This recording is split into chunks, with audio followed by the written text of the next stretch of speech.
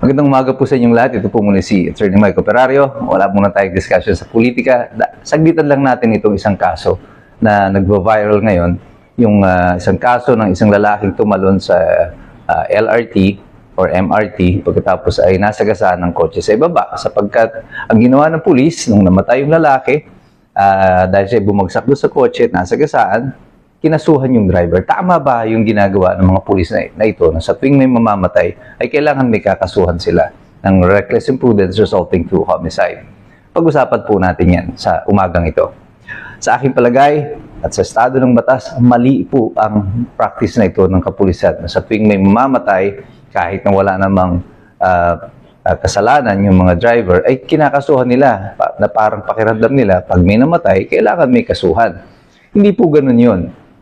Una, yung kaso po ng reckless imprudence resulting to homicide ay nangangahulugan na yung driver ay hindi nag-exercise o nagsagawa ng kaukulang pag-iingat ayon sa itinatakda ng kanyang responsibilidad bilang isang driver at sa itinatadhana na regulasyon ng batas sa pagdadrive.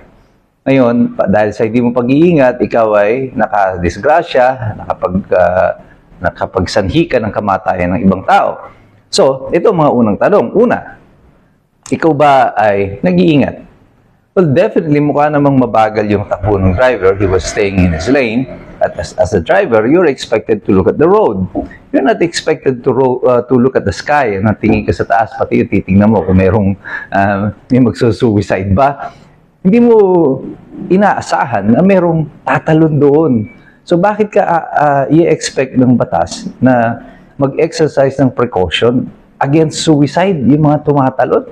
Wala pong basihan sa batas na ganyan.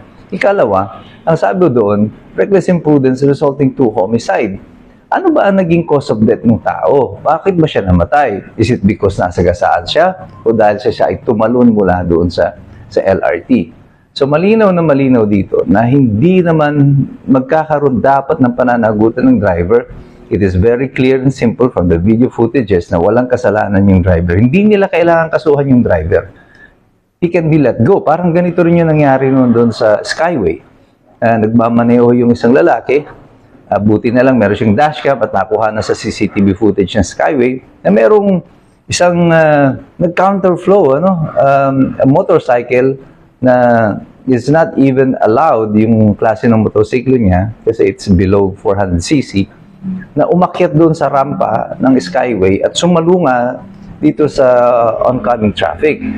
Malinaw na mali yung nagmumotorsiklo at saka ang bilis-bilis ang takbo niya, wala rin yata siyang helmet, hindi allowed yung kanyang motorsiklo doon sa Skyway, and yet, nung namatay yung driver ng motorsiklo, dinitain pa yung driver ng kotse, which is very wrong. Mali po yun kasi wala naman dun sa resulta ng kanilang investigasyon.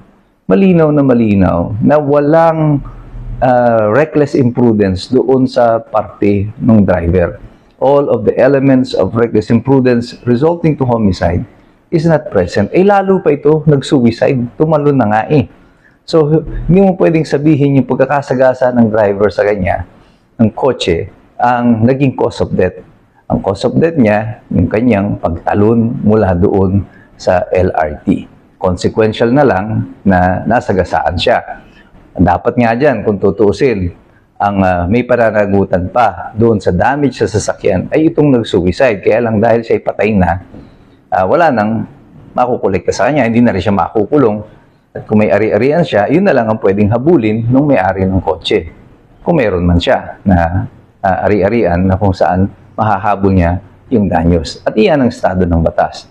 Kaya sinasabi ko sa inyo, alamin niyo lagi ang inyong mga karapatan, mag-aaral tayong lahat sapagkat mahirap makialam ang taong walang alam. God bless you, God bless us all. Mabuhay ang Republika ng Pilipinas.